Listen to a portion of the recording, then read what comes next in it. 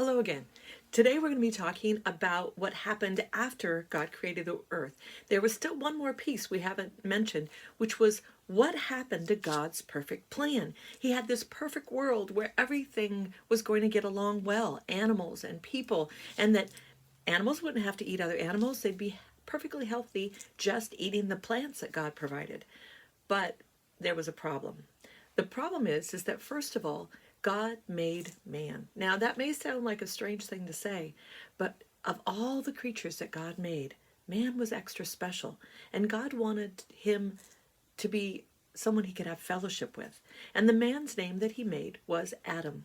And Adam was given the job of naming all the animals, and God allowed him to do that. But by the time he got done naming all the animals, God realized that there wasn't a partner for Adam. And so God had Adam fall into a deep sleep, and he took one of his ribs and put it together and made it into a woman. And the woman was called Eve. Now, Adam and Eve were perfectly happy and getting along very well.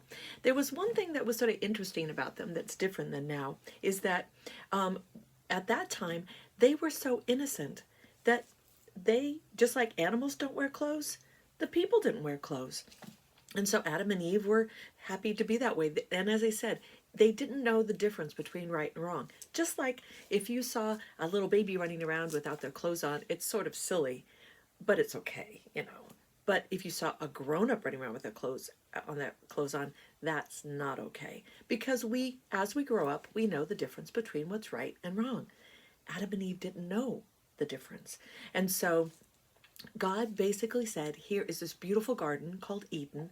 You are welcome to eat of any of the plants, and you'll just have a really wonderful life living forever in this garden.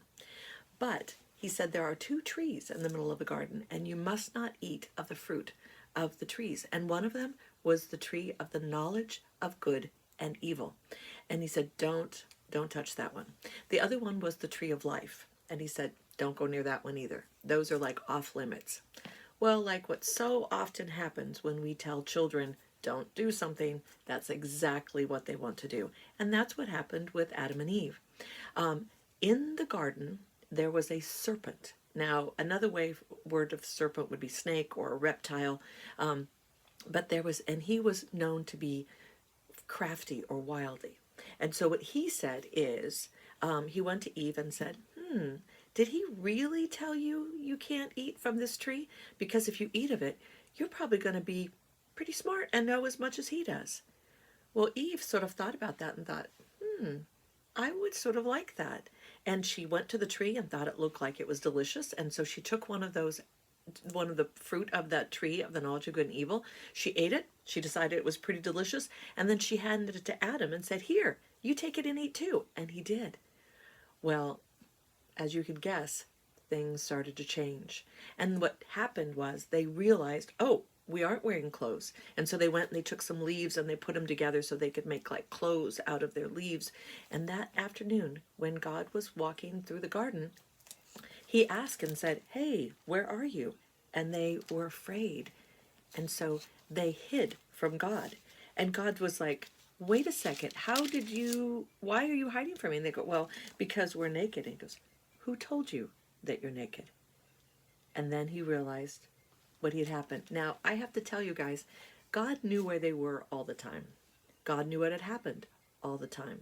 But he wanted them to tell him in their own words what had happened. They made a poor choice. And that poor choice made it so that God said, you can't live in this beautiful garden anymore. And things aren't going to be so easy and peaceful for you anymore. And because you know you can make choices for yourself, sometimes you're going to make bad choices. And those bad choices are going to cause you to have problems with me and to come between you and me and our relationship. And that's pretty sad. But the cool thing is that God, even in that, had a plan. And it was like, you messed up my perfect garden, but I have a plan.